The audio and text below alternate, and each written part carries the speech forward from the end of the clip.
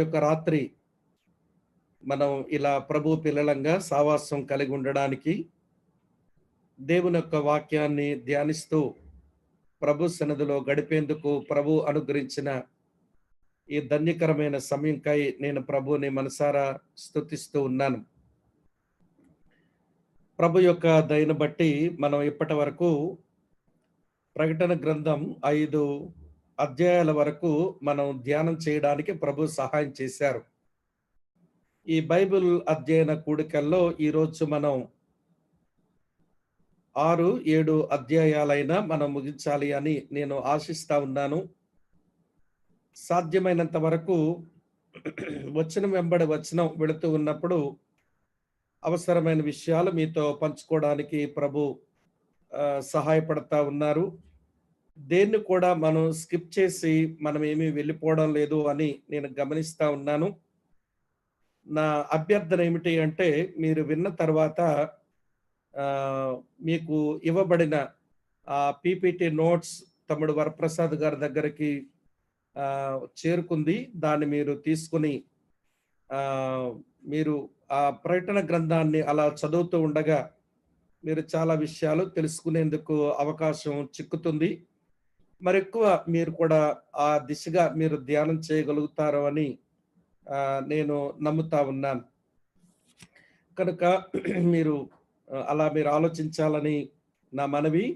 తర్వాత 7 సంఘాలు కూర్చున్నటువంటి 7 సందేశాలు దాదాపు గంట 10 గంట 20 నిమిషాలు అలా ఉండే సందేశాలు కూడా తమ్ముడు వరప్రసాద్ గారికి నేను ఇప్పటికే అందజేశాను.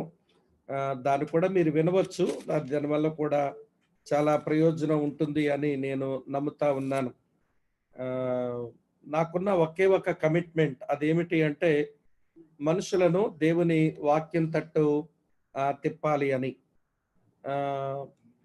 వాక్యం బాగా చెప్పలేకపోయినా పర్వాలేదు కానీ వాక్యం మీద వెగట పుట్టించేలాగా ఉండకూడదు అనేది నా యొక్క మనసు. కనుక ఆ దిశగా ప్రభు సహాయపడతా ఉన్నారు. నా కొరకు కూడా మీరు ప్రార్థించాలని మీకు మనవి చేస్తూ ఉన్నాను. సరే, మంచిది. మనం ఇక కాలయాపన చేయలేము. ఇక దేవుని యొక్క వాక్యాన్ని మనం కలిసి మనం ధ్యానం చేస్తాం. మత్తయి సువార్త 24వ అధ్యాయం.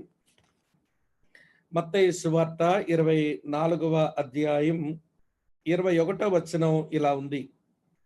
లోక ఆరంభము నుండి ఇప్పటి వరకును అట్టి శ్రమ కలుగలేదు, ఇక ఎప్పుడునూ కలగబోదు. లోక ఆరంభము నుండి ఇప్పటి వరకును అట్టి శ్రమ కలుగలేదు, ఇక ఎప్పుడునూ కలగబోదు. ప్రార్థన చేసుకుందాం. ప్రేమ కలిగిన మా నమ్మకమైన తండ్రి, మీకు కృతజ్ఞతలు. నీ దాసుడు ఇప్పుడే ప్రార్థించినట్టుగా మరోసారి నీ కృపను కోరుతున్నాము.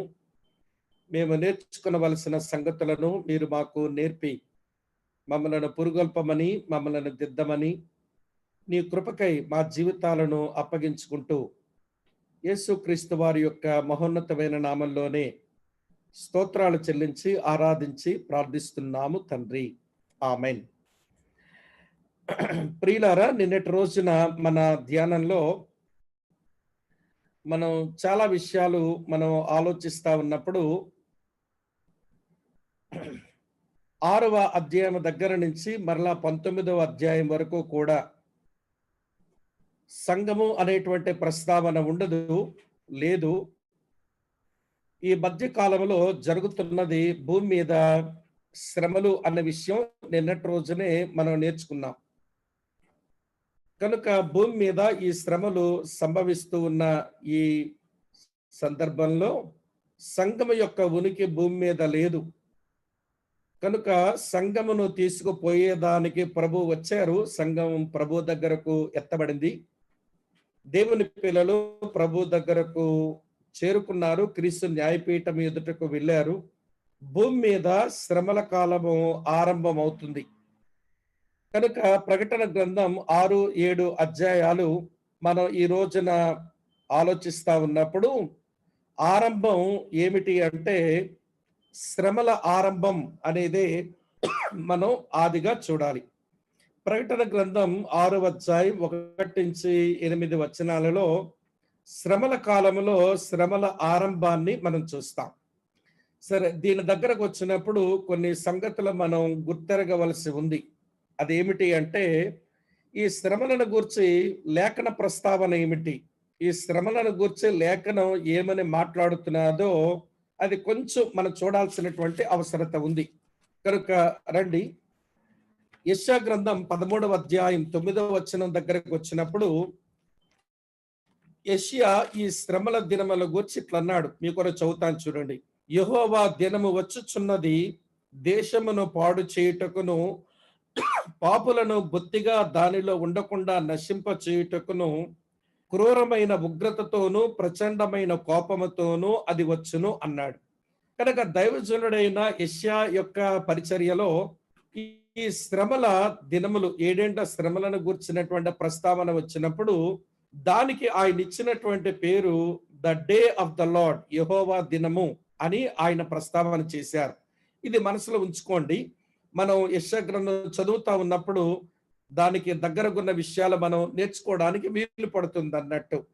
సరే, ఇర్మియా దీనికి మరో పేరు ఇవ్వడాన్ని మనం చూస్తాం.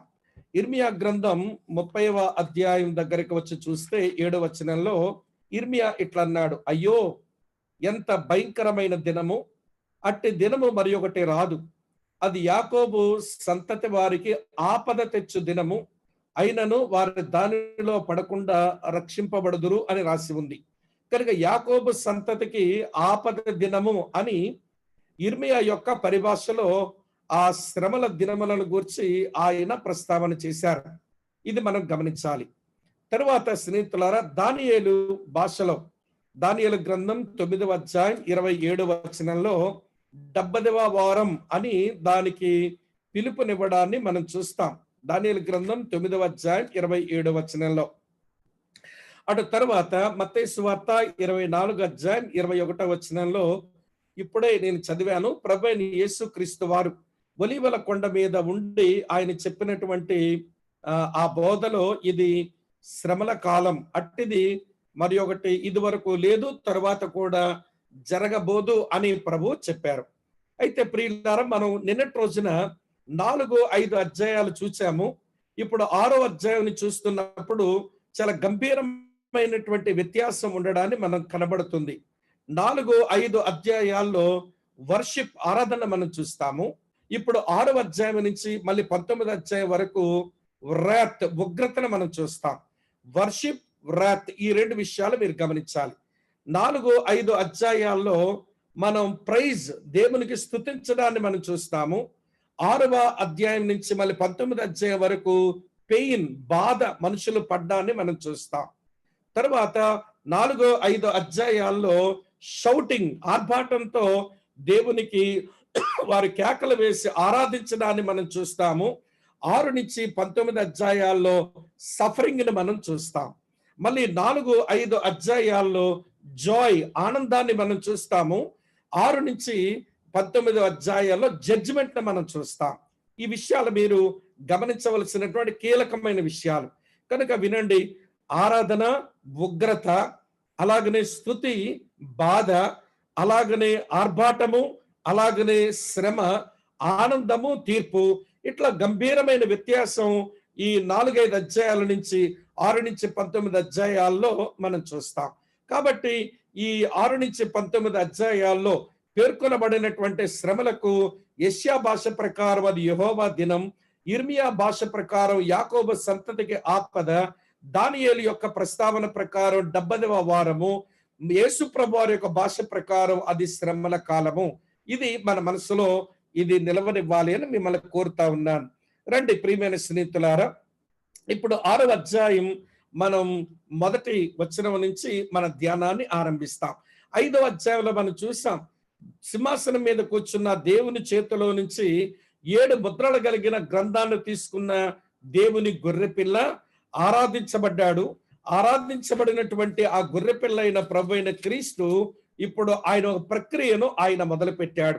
దేవుని చేతిలోంచి ఆయన తీసుకున్నటువంటి 7 ముద్రలు కలిగినటువంటి గ్రంథం, అది విమోచన వీలునామా అనే విషయం నిన్ననే మీకు జ్ఞాపకం చేశాను. అది తెలుస్తూ ఉంటే దేవుని కుమారుడైన క్రీస్తు వారసుడుగా, హక్కుదారుడుగా ఈ సృష్టిని, ఇందులో ఉన్న మనుషులను ఆయన తిరిగి తన కొరకు సంపాదించుకుంటాడు. ఇక్కడ ఒక విషయం మీకు జ్ఞాపకం చేస్తాను. బైబిల్లో ఉన్న ఆశీర్వాదాలన్నీ రెండింటి మీద ఆధారపడి ఉన్నాయి. ఒకటి భూమి, రెండవది సంతానం. ఈ రెండే ఆశీర్వాదాలు ఆది నుంచి కూడా రికరింగ్ అవుతూ వస్తుంటాయి. మన ఆదికాండం 1వ అధ్యాయం 28వ వచనం చూడండి. దేవుడు ఆదాముకు ఆశీర్వాదం చెప్పినాడు. ఏం చెప్పినాడు అంటే, మీరు ఫలించి అభివృద్ధి పొంది భూమిని నిండించి దాన్ని లోపర్చుకోండి. అంటే సంతానం కలిగి ఉండండి, భూమిని స్వతంత్రించుకోండి. తరువాత నోవహుతో జలప్రళయమైన తర్వాత దేవుడు మళ్ళీ నోవహుతో నిబంధన చేసి ఏమి ఆశీర్వాదాలకు వాగ్దానం చేసినాడు ఆయనంటే, మరి మీరు ఫలించండి, అభివృద్ధి పొందండి, భూమిని నిండించండి, దాన్ని లోపర్చుకోండి. సీడ్ అండ్ ల్యాండ్, సంతానము మరియు భూమి అక్కడ కూడా ఉంటుంది. సరే, దేవుడు అబ్రామును పిలిచాడు. అబ్రామును పిలిచి దేవుడు ఏమని చెప్పాడు? నీకు సంతానం ఇచ్చేదను, నీకు ఒక దేశం ఇచ్చేదను అన్నాడు. మిత్రులారా గమనించండి. అటు తరువాత స్నేహితులారా, దావీదును దేవుడు పిలిచాడు, దావీదుతో నిబంధన చేశాడు. నిబంధనలు ఏమన్నాడో తెలుసా? నువ్వు మరణించిన తర్వాత నీ గర్భంలోంచి ఒక అబ్బాయిని తీసుకుంటాను, ఆయన నేను సింహాసనం ఇస్తాను, అతను నా నామఘనత మందిరం కడతాడు, అతను రాజ్యపాలన చేస్తాడు అని చెప్పాడు. అక్కడ కూడా సీడ్ అండ్ ల్యాండ్. చివరికి యేసు ప్రభు కూడా తన తండ్రి చేసినటువంటి వాగ్దానం ఏంటో తెలుసా? 2వ కీర్తన 8వ చరణంలో మనం చూస్తాం. ఏమని చూస్తామంటే, నన్ను అడుగుము, జనములు నీకు స్వాస్యముగాను, భూమిని దిగంతముల వరకు సొత్తుగాను ఇచ్చేదను అన్నాడు. అంటే యేసు ప్రభుకు ఉన్నటువంటి ప్రామిస్ ఏంటనంటే, సీడ్ అండ్ ల్యాండ్. నీవు సంతానము కలిగి ఉంటావు, నీవు భూమిని స్వతంత్రించుకుంటావు. ఈ రోజున క్రైస్తవ సంఘానుకున్న వాగ్దానం ఏంటో తెలుసా? వినండి, అదే వాగ్దానం మనం అడుగుపెట్టే ప్రతి చోటు ప్రభు మనకిస్తాడు. ఆయన రాజ్యం కొరకు మనం విస్తరించి అనేకులు దేవుని రాజ్యంలోకి మళ్ళీ తీసుకుని వస్తాం. కనుక సంతానము, భూమి అనేది బైబిల్ అంతట్లో కూడా జర్నీ చేసిన ఒక రికరింగ్ గాడ్స్ ప్రామిస్. ఆ ప్రామిస్ కి కవెనెంట్ కూడా ఉంది.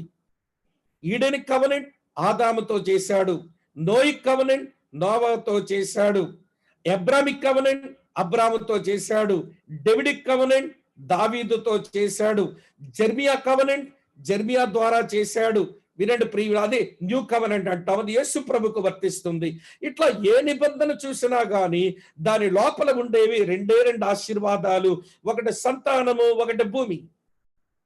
ఇప్పుడు ఆ దేవుని చేతిలో ఉన్నటువంటి 7 ముద్రలు కలిగినటువంటి ఆ గ్రంథం ఇప్పుడు దేవుని గొర్రె పిల్లని క్రీస్తు తీసుకుంటున్నప్పుడు తన కొరకు సంతానము కలిగిన వాడై, తన కొరకు దేవుడిచ్చిన భూమిని ఆదాము పోగొట్టుకున్నది తిరిగి సంపాదించుకోవడానికి అది విమోచన వీలునామా దాన్ని తీసుకొని దాని మీద ఉన్న ముద్రలను ఆయన విప్పుతా ఉన్నాడు. రండి, ఏం జరిగిందో చూద్దాం. 6వ అధ్యాయం 1-2 వచనాలు. ఆ గొర్రె పిల్ల 7 ముద్రలలో మొదటి దానిని విప్పినప్పుడు నేను చూడగా, ఆ 4 జీవుల్లో ఒకటి రమ్ము అని ఉరుమ్మంటే స్వరముతో చెప్పుట వింటిని. మరియు నేను చూడగా, ఇదిగో ఒక తెల్లని గుర్రము కనబడెను, దాని మీద ఒకడు విల్లు పట్టుకుని కూర్చుండి ఉండెను, అతనికి ఒక కిరీటం ఇయ్యబడెను, అతడు జయించుటకు బయలు వెళ్ళెను. స్నేహితులారా వినండి, తెల్లని గుర్రం, దాని మీద ఒకడు. మీరు ప్రకటన గ్రంథం 19వ అధ్యాయం 11వ వచనం నుంచి చదవండి. అక్కడ కూడా ఒక ఆయన తెల్లని గుర్రం మీదనే కూర్చుని కనబడుతున్నాడు. కానీ వీరిరువురికి మధ్య చాలా గంభీరమైనటువంటి తారతమ్యం ఉంటుంది. ఏమిటి గంభీరమైన తారతమ్యం అంటే, చూడండి, 6వ అధ్యాయంలో ఉన్న ఆయన విల్లు పట్టుకున్నాడు, 19వ అధ్యాయంలో ఉన్న ఆయన ఖడ్గము చేతబట్టాడు. ఈయనకేమో ఒక కిరీటం ఇయ్యబడింది, అది కూడా ఇది కాదు, ఇయ్యబడింది. 19వ అధ్యాయంలో ఉన్న ఆయనకు అనేక కిరీటములు ఉండెను అని చూస్తాము. వింటున్నారా ప్రియమైన స్నేహితులారా? కనుక ఈ ఇద్దరు వ్యక్తుల గురించి మనం ఆలోచన చేస్తున్నప్పుడు 19వ అధ్యాయంలో మనకు కనబడుతున్నది అది మరి ఎవరో కాదు, అది మన ప్రభు అయిన యేసుక్రీస్తే తన సంఘముతో ఆయన భూమి మీదకి వచ్చి ఆయన హర్మగిద్దోని యుద్ధం చేసి ముగించి తన రాజ్యం స్థాపించడానికై ఆయన వేంచేయనై ఉన్నాడు. అది 19వ అధ్యాయంలో క్రీస్తు. మరి ఇంతకీ మరి 6వ అధ్యాయంలో మొదటి ముద్ర విప్పబడినప్పుడు వచ్చింది ఎవరైనా మరి అంటే, వినండి ప్రియమైన స్నేహితులారా, ఈయనను క్రీస్తు విరోధి అని మనం అంటాం. వచ్చింది తెల్ల గుర్రం మీదనే, కలిగి ఉన్నది కిరీటమే. స్నేహితులారా వినండి, చేతిలో ఉన్నది విల్లు పట్టుకొని వచ్చిన వాడు, బాణాలు లేవు. స్నేహితులారా వినండి, విల్లు మాత్రమే ఉంది. అంటే ఇతను వచ్చిన విధానాన్ని గురించి కొన్ని తలంపులు చెప్తాను వినండి. అతడు ఒక సమాధాన మనుష్యుడు లాగా దేవుని ప్రజలైన ఇశ్రాయేలీలతో అతను నిబంధన చేసుకుని, స్నేహితులారా అతను ఒక పీస్ మేకర్, అతను సమాధానం స్థాపించడానికి వచ్చినట్టుగా ఈ భూమి మీద తన ప్రత్యక్షతనిస్తాడు. ఇశ్రాయేలు ప్రజలతో ఒక నిబంధన కలిగి ఉంటాడు. 3.5 సంవత్సరాలు ఆ నిబంధనకు కట్టుబడే ఉంటాడు. వినండి స్నేహితులారా, 3.5 సంవత్సరాల తరువాత అతను నిబంధనను మీరిపోతాడు. జాగ్రత్తగా మాటలు గమనించాలి. సరే, ఇతగాడు గురించి మరి బైబిల్ భాషలో ఏమేమన్నారో చెప్తాను వినండి. దానియేలు గ్రంథం 7వ అధ్యాయంలో దానియేలు ఇతగాడుని గురించి ఏమని అన్నారో చదువుతాను చూడండి. దానియేలు గ్రంథం 7వ అధ్యాయం ఇలా వ్రాసి ఉంది ప్రియులారా. 8వ వచనం చదువుతున్నాను. నేను ఈ కొమ్ములను కనిపెట్టగా ఒక చిన్న కొమ్ము వాటి మధ్యన లేచెను, దానికి స్థలం ఇచ్చుటకై ఆ కొమ్ములలో 3 పెరికి వేయబడినవి అన్నాడు. దానియేలు కలిగినటువంటి దర్శన ప్రత్యక్షతలో ఇతగాడికి ఇచ్చిన పేరేమిటి అంటే చిన్న కొమ్ము అన్నాడు. ఇది మీ మనసులో ఉండనివ్వండి, 13వ అధ్యాయం వచ్చినప్పుడు మనకు బాగా ఉపయోగపడుతుంది. ప్రభువైన యేసుక్రీస్తు వారు ఈయనకు ఏమని పేరు పెట్టినాడు నేను చదువుతాను చూడండి. మత్తయి సువార్త 24వ అధ్యాయంలో ఇలా వ్రాసి ఉంది. మత్తయి సువార్త 24వ అధ్యాయం చదువుతున్నాను చూడండి ప్రియులారా. ఇలా ఉంది 5వ వచనం. అనేకులు నా పేరట వచ్చి నేనే క్రీస్తునని చెప్పి పలువురిని మోసపరిచెదరు అన్నాడు. యేసుక్రీస్తు వారి యొక్క పరిభాషలో నేనే క్రీస్తునని చెప్పుకున్న అబద్ధ క్రీస్తు వీడు, అది యేసు ప్రభు వారి మాట. యోహాను ఇప్పటికే తాను రాసినటువంటి మొదటి పత్రికలో ఇతగాడుకు ఒక పేరిచ్చినాడు. చూడండి, 1 యోహాను పత్రిక 2వ అధ్యాయం 18వ వచనంలో చిన్నపిల్లలారా ఇది కడవరి గడియ, క్రీస్తు విరోధి వచ్చునని మీరు వింటారు కదా అన్నాడు. ఇతగాడికి ఇచ్చిన పేరు క్రీస్తు విరోధి అనే మాట మీరు దయతో మీరు గమనించాలి అని నేను కోరుతా ఉన్నాను. అలాగే ప్రకటన గ్రంథం 13వ అధ్యాయం 1వ వచనంలో ఏమన్నాడో తెలుసా? మరియు 10 కొమ్ములను 7 తలలను గల ఒక క్రూర మృగం సముద్రములో నుండి పైకి వచ్చుట చూచితిని అన్నాడు. ఈ వచనం ఏమంటుందో తెలుసా? క్రూర మృగం అని వీడికే పేరివ్వబడింది. తెల్లని గుర్రం మీద వస్తున్నాడు, సమాధానాన్ని తీసుకుని వస్తున్నాను, నేను ప్రపంచానికి శాంతి దూతను అన్నట్టుగానే వస్తున్నాడు. అతడు సమాధాన మనుషుల్లాగా ఉన్నాడు. దానియేలు భాషలో చిన్న కొమ్ము, యేసయ్య చెప్పిన మాటల్లో అబద్ధ క్రీస్తు, యోహాను యొక్క పత్రిక సాహిత్యంలో క్రీస్తు విరోధి, ప్రకటన గ్రంథ సాహిత్యంలో క్రూర మృగం. ఈ మాట మీరు గమనించాలి,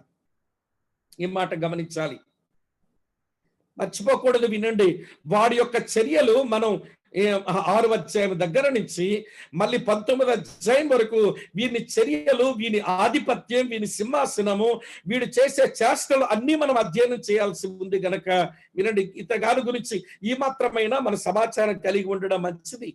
నెంబర్ 2, 2వ సంగతి ఏంటో తెలుసా? అతడు శక్తిగల మనుషుడు. చాలా పవర్ ఉంటుంది ఇతనికి. ఎక్కడి నుంచి వచ్చింది ఇతగాడికి పవర్ అని అంటే చదువుతాను చూడండి. ప్రకటన గ్రంథం 13వ అధ్యాయంలో ఇలా వ్రాసి ఉంది ప్రియులారా. ప్రకటన గ్రంథం 13వ అధ్యాయం చదువుతున్న 4వ వచనం. ఆ మృగమునకు, ఆ క్రూర మృగానికి అధికారం ఇచ్చినందున వారు ఘట సర్పమునకు నమస్కారం చేసిరి. ఈ ఘట సర్పం ఏం చేశాడట? తన అధికారమును, తన సింహాసనాన్ని దీనికి ఇచ్చాట. ప్రభునందు ప్రియమైన స్నేహితులారా గమనించండి, ఆ ఘట సర్పం దీనికి అధికారమును, తన సింహాసనాన్ని ఇచ్చాడు. 2వ వచనం చివరిలో ఉంటుంది చూడండి. తన సింహాసనమును, గొప్ప అధికారమును ఇచ్చాను. దానికి ఆ ఘట సర్పం తన బలమును, తన సింహాసనాన్ని, తన గొప్ప అధికారాన్ని వీనికి ఇచ్చాను. అందుకనే భలే శక్తి గల మనుషులు ప్రపంచంలో చాలా మంది రాజులు ఇతని వెనుక ఉండి ఏకమై పనిచేస్తారు ఇతనితో కలిసి. చాలా పవర్ఫుల్ పర్సన్ అని మీరు దయతో గమనించాలి. 3వ సంగతి, అతడు వేషధారి. చూస్తున్నారా? నేను విల్లొక్కటే పట్టుకొస్తున్నాను, నా దగ్గర బాణాలు లేవు, నా వల్ల ఎవడికి ఏమీ కీడు సంభవించదు అని లోపలేమో వినండి మృగము లాంటి వాడు బయటగా మాత్రం గొర్రె పిల్లలాగే కనపడడానికి ప్రయత్నం చేస్తున్నవాడు. కనుక మొదటి ముద్ర విప్పబడినప్పుడు క్రీస్తు విరోధి యొక్క ప్రత్యక్షత ఈ భూమి మీద జరుగుతుంది అని మనం తెలుసుకోవాలి. కనుక నేను నిన్నే చెప్పాను, వారిని అడ్డగించే క్రైస్తవ సంఘం, వారిని అడ్డగించేటువంటి పరిశుద్ధాత్ముడు భూమి మీద యాక్టివ్గా పనిచేసేటంత కాలము వారి చర్యలను మనం ఆపుతూనే ఉంటాం. వారి చర్యలను పరిశుద్ధాత్ముడు నిరోధిస్తూనే ఉంటాడు. సంఘముగా మనము మన మధ్య పనిచేస్తున్నటువంటి పరిశుద్ధాత్ముడు మన ఉనికి తీసివేయబడిన తర్వాత వారి ప్రత్యక్షతకు ఆటంకమే లేదు.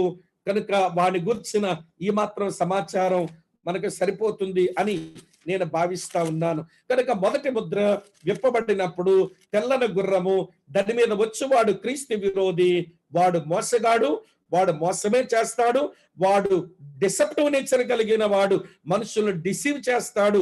ఇశ్రాయేలే డిసీవ్ అయిపోతారు.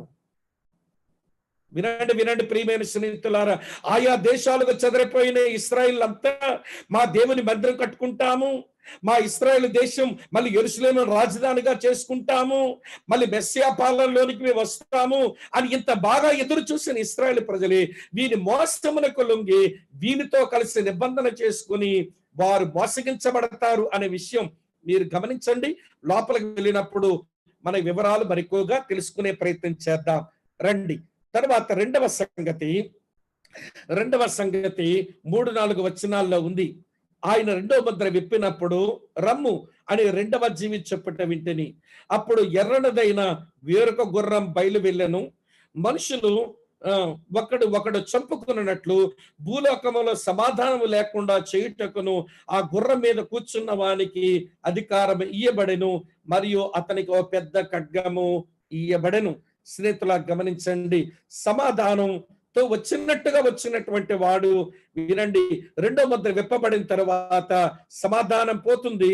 తను చాలా మందితో చేసిన నిబంధన మీరుతాడు. ఆదిలోనే 3.5 సంవత్సరాలు అయిన తర్వాత ఇశ్రాయేలు ప్రజలతో చేసిన నిబంధన మీరిపోవడం వలన మనుషుల మధ్య భయంకరమైనటువంటి యుద్ధాలు, ఇక్కడ ఈ మాట మీరు గమనించాలి, భయంకరమైనటువంటి యుద్ధాలు అవి సంభవించనై ఉన్నాయి. భయంకరమైనటువంటి ప్రియమైన స్నేహితులారా, సమాధానం లేని పరిస్థితులు ఈ భూమి మీద కనబడనై ఉన్నాయి అని మీరు గమనించాలి. ఈ కాలంలో ప్రజలు అణిచివేతకు గురి అవుతారు. ప్రజలు భయంకరమైనటువంటి వినండి బ్రూటలైజ్ కి పాలవుతారు. మనుషులు వినండి అణిచివేతకు లోనవుతారు. వారి చేత ఖడ్గం ఉంది, వానికి అధికారం ఇవ్వబడింది గనుక మనుషులు వినండి అతని యొక్క నేతృత్వంలో అనేకులు ప్రజలు అణిచివేతకు గురవుతారు అనే మాట గమనించాలి. స్వేచ్ఛ స్వాతంత్రాలు ఉన్న రోజుల్లో అది అనుభవిస్తున్నటువంటి మనకు మన స్వేచ్ఛ హరించుకుపోతున్నప్పుడు ఎంత కొట్టుకులాడుతున్నామో మనకు తెలుసు. ఒకప్పుడు మనం కలిగి ఉన్న వాటి మీద స్వేచ్ఛ నేడు మనం అనుభవించినప్పుడు మనం ఎంత బాధపడుతున్నామో మనకు తెలుసు. వాని నేతృత్వంలో ప్రజలు భయంకరమైన అణిచివేతకు లోనవుతారు అనేది మనం గమనించాలి. అంటే హక్కులు అణించకపోతాయి, అడగడానికి అవకాశం లేదు, మానవ హక్కులకి చోటు లేదు. వినండి ప్రియమైన స్నేహితులారా, వాళ్ళు కలిగి ఉండవలసిన స్వేచ్ఛకు అవకాశం లేక మనుషులు అణచివేతకు గురయ్యేటువంటి కాలం ఆ 7 ఏళ్ల కాల శ్రమల కాలంలో మొదట 3.5 సంవత్సరాల్లో 7 ముద్రల్లో రెండో ముద్ర విప్పబడినప్పుడు జరిగేటువంటి సంఘటనది. దాని తరువాత ప్రియమైన స్నేహితులారా 5-6 వచనాల్లో నల్లని గుర్రాన్ని మనం చూస్తాం. చదువుతున్నాను చూడండి, 5-6 వచనాలు. ఆయన 3వ ముద్రను విప్పినప్పుడు రమ్ము అని 3వ జీవి చెప్పుట వింటిని. నేను చూడగా ఇదిగో నల్లని గుర్రం కనబడెను, దాని మీద ఒకడు త్రాసు చేత పట్టుకొని కూర్చుండి ఉండెను. మరియు దేనారమునకు 1 సేరు గోధుమలనియు దేనారమునకు 3 సేర్ల యవలనియు నూనె ద్రాక్షరసము పాడు చేయవద్దనియు ఆ 4 జీవుల మధ్య ఒక స్వరము పలికినట్టు నాకు కనబడెను. జాగ్రత్త వినండి, ఈ నల్లని గుర్రం ఇది దరిద్రతకు సాదృశ్యం. మొదటి మాట నేను మీకు జ్ఞాపకం చేశాను, మోసం. రెండవ మాట నాశనం. మూడవ మాట దరిద్రత. ఇది గ్లోబల్ గా జరిగేటువంటి విషయం. ఈ మాట మీరు గమనించాలి. ఇది గ్లోబల్ గా సంభవించేటువంటి క్లిష్టమైనటువంటి పరిస్థితులు. గ్లోబల్ గా ఎక్కట్లు వస్తాయా అని మీరు పెద్ద ప్రశ్న మార్కు ఎవడ ముఖం మీద పెట్టుకొని ఆలోచించక్కర్లా.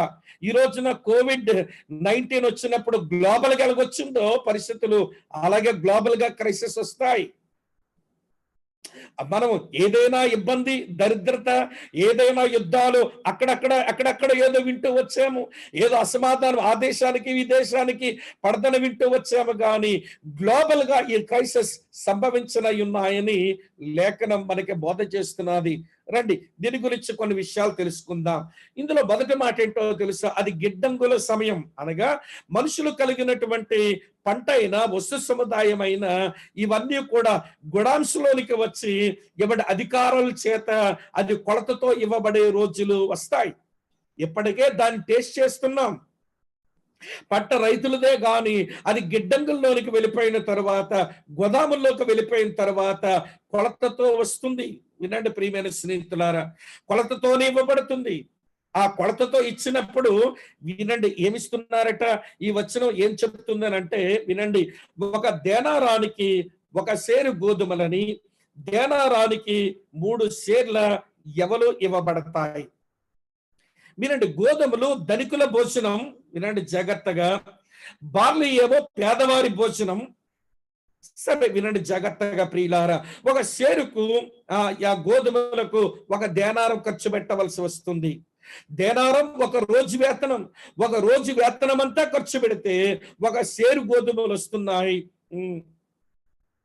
అలాగే ఒక రోజు వేతనం అంతా ఖర్చు పెడితే 3 షేర్ల ఎవలు వస్తున్నాయి. అది కూడా ఎక్కువ రోజులకు వారి జీవనోపాధికి సరిపడే పరిస్థితి అయితే కాదు సుమా. యుద్ధములు సంభవించిన తర్వాత వెనుక వచ్చేది ఎప్పుడైనా దరిద్రతే, పేదరికమే. స్నేహితులారా ఇది గమనించాలి. యుద్ధాలకు దేశాధినేత తొందరపడుతుంటారు కానీ వినండి, ఆ యుద్ధాలు సంభవించడం అయిపోయిన తర్వాత యుద్ధాలు చేసిన దేశాలకు వచ్చేది ఎప్పుడూ దరిద్రతే. ఏ యుద్ధం అన్నా చూడండి, దాని వెనక వచ్చేది భయంకరమైనటువంటి దరిద్రతే ఆ దేశాలు అనుభవించాయి.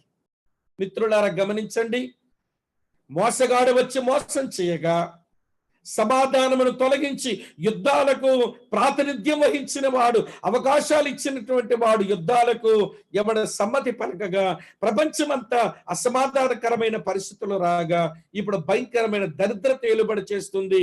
సరుకులు గిడ్డంగుల్లోనికి పోయినాయి. అక్కడ నుంచి కొల ప్రకారం ఇచ్చేటువంటి వాతావరణం వచ్చింది. ఆ కారణం చేత అది ఆకలి సమయం అవుతుంది ప్రజలకు.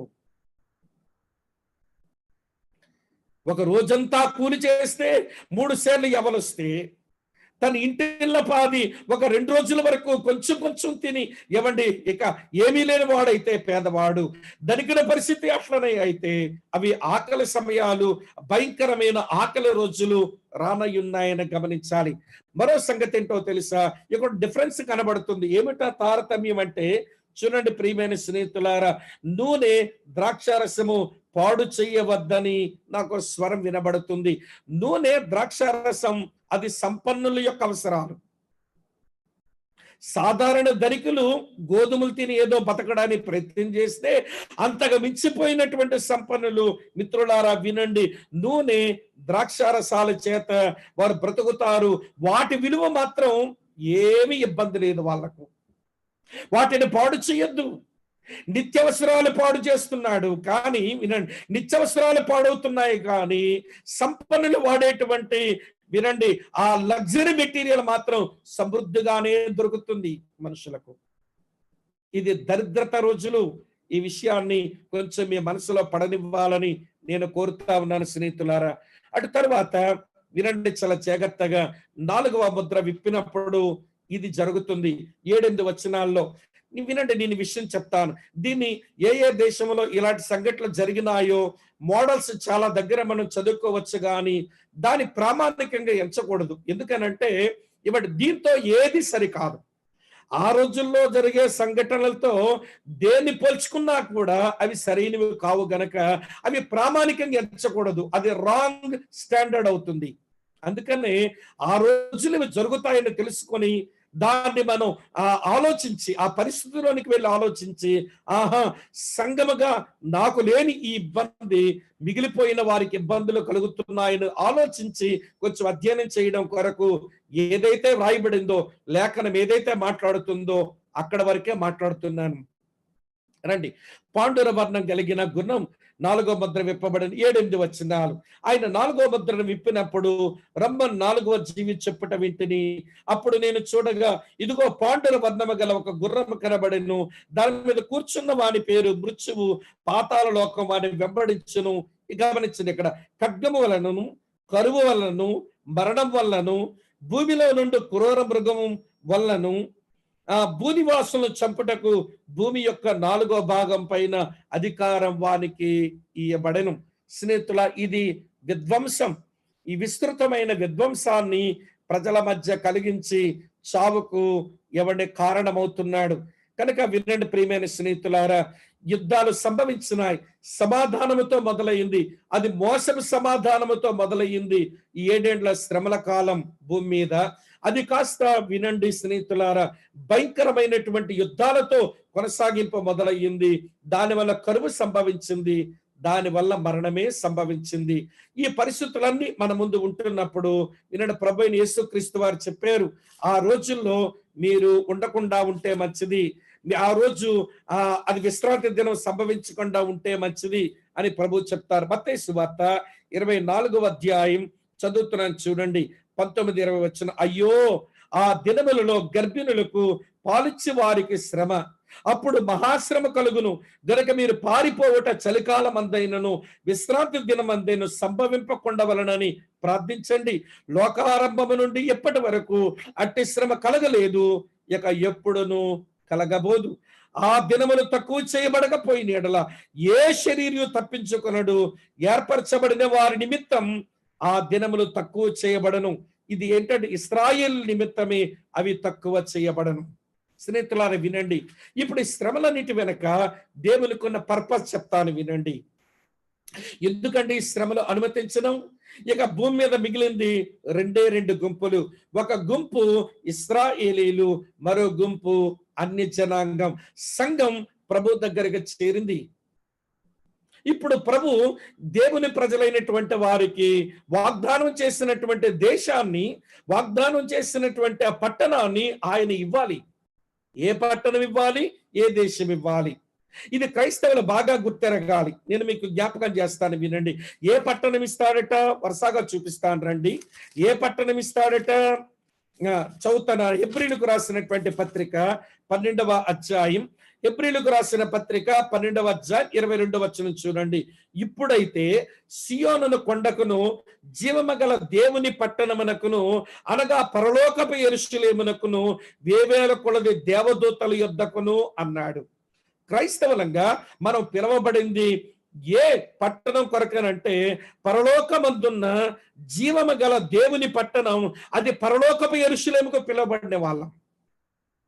వినండి వినండి వినండి, ఇశ్రాయేలు ప్రజలు ఎంతసేపు భూమి మీద ఉన్న యెరూషలేము కొరకు కొట్టుకు చేస్తున్నారు, కానీ దేవుడు తన ప్రజలకు ఇవ్వాలనుకున్నది వినండి, పరలోకపు యెరూషలేము. జాగ్రత్త గమనించాలి.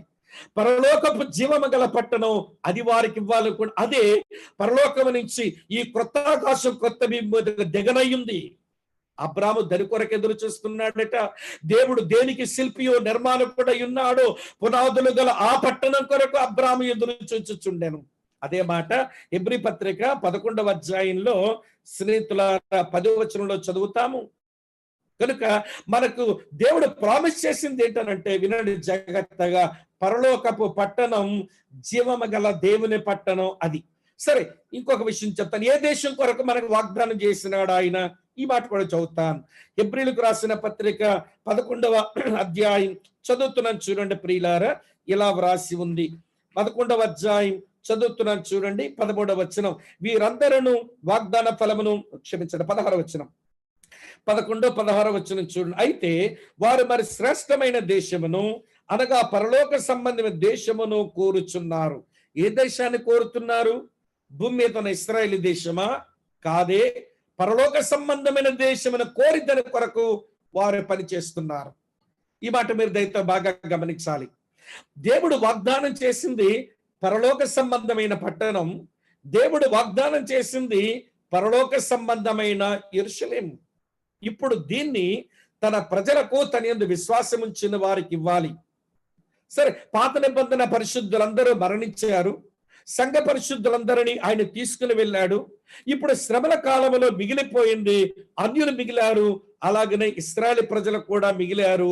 ఇప్పుడు ఆయన వాగ్దానం చేసిన పట్టణానికి, ఆయన వాగ్దానం చేసిన దేశానికి వీళ్ళని అర్హులుగా చెయ్యాలనంటే శ్రమల ద్వారా తన యొక్క పిల్లలను ప్రక్షాళన చేసుకోవాలి. తన పట్టణంలో తన దేశంలో ఉంచుకోవడానికి ఆయన అపరిశుద్ధుడైన దేవుడు కాదు, ఆయన పరిశుద్ధుడు. పరిశుద్ధుడున్న పరలోక పట్టణం, పరిశుద్ధుడున్న పరలోకపు దేశములోనికి చేర్చేదాని కొరకు స్నేహితులారా వినండి, చేర్చేదానికి తన ప్రజలను తన యందు విశ్వాసం ఉంచిన అన్య జనాంగాన్ని ఆయన ప్యూరిఫై చేసుకునే కాలం ఆ 7 ఏండ్ల శ్రమల కాలం. ఇది ఒక యాంగిల్. మరో కోణములు ఏంటో తెలుసా? తనను వ్యతిరేకించి తన సువార్తకు తిరుగుబాటు చేసి తన ప్రజలను హింసించిన వారి మీద ఆయన ప్రతిదండన చేసేటువంటి గడియది. దాన్ని పౌలు భక్తుడు 2 తెస్సలోనిక పత్రిక 1వ అధ్యాయంలో ఇలా అన్నాడు. తెస్సలోనిక రాసిన 2వ పత్రిక 1వ అధ్యాయం 6-7 వచనాలు, 8 వచనాలు చదువుతాను చూడండి. ప్రభువైన యేసు తన ప్రభావమును కనపరచు దూతలతో కూడా పరలోకము నుండి అగ్నిజ్వాలలో ప్రత్యక్షమై దేవుని ఎరగని వారికి, మన ప్రభువైన యేసు వార్తకు లోబడిన వారికి ప్రతిదండన చెయ్యనప్పుడు మిమ్మల్ని శ్రమపరచు వారికి శ్రమయు, శ్రమ పొందుచున్న మీకు మాతో కూడా విశ్రాంతియు అనుగ్రహించుట దేవునికి న్యాయమే. రెండు మాటలు, ఒకటి ప్రక్షాళన, మరి ఒకటి ప్రతిదండన. ప్రతిదండన సువార్త యందు విశ్వాసం ఉంచిన వారికి, ప్రక్షాళన దేవుని కుమారుడైన యేసునందు విశ్వాసం ఉంచిన వారికి. కారణం అది పరలోకపు పరిశుద్ధ దేవుని పట్టణం. కారణం అది పరలోక దేశమైన పరిశుద్ధుడైన దేవుడు ఉండేటువంటి దేశం. అక్కడ వారికి చోటిచ్చే దాని కొరకు తన ప్రజలను సిద్ధపరచుకుంటాడు. తనకు వ్యతిరేకంగా ఉన్న వారి మీద ఆయన ప్రతిదండనే చేస్తాడు. ఆ వరబడిలో క్రీస్తు విరోధి ప్రత్యక్షత, అది మోసకరమైన సమాధానం, అటు తరువాత యుద్ధములు, అటు తరువాత భయంకరమైన కరువులు, అటు తరువాత మరణమే భూమి మీద విస్తృతమైన విధ్వంసాన్ని కలిగించే చెడ్డ రోజులు మన ముందు ఉన్నాయి. అయితే ప్రియమైన స్నేహితులారా, ఇక్కడికి బాగానే మనం ముగించుదాం. ఈ రోజు ఇప్పుడు నేనేం చెయ్యాలి మరి అని అంటే, నేను చేయాల్సింది రెండు పనులు. ఒకటి, నా రక్షణకై నా దేవునికి స్తోత్రాలు చెల్లించాలి. నేను ఆ శ్రమలకు సంబంధించిన వ్యక్తిని కాదు, నేను ఆ ఉగ్రతకు సంబంధించిన వ్యక్తిని కాదు, నేను ఆ ఉగ్రతకు ఏమాత్రమో చెందిన వాడిని కాను. నేను ఎందుకో తెలుసా? ఉగ్రతకు వేరుగా నా ప్రభు రక్షణ నాకు అనుగ్రహించాడు. ఈ మాటే 1 తెస్సలోనిక పత్రిక 5వ అధ్యాయం 9వ వచనంలో ఉంటుంది.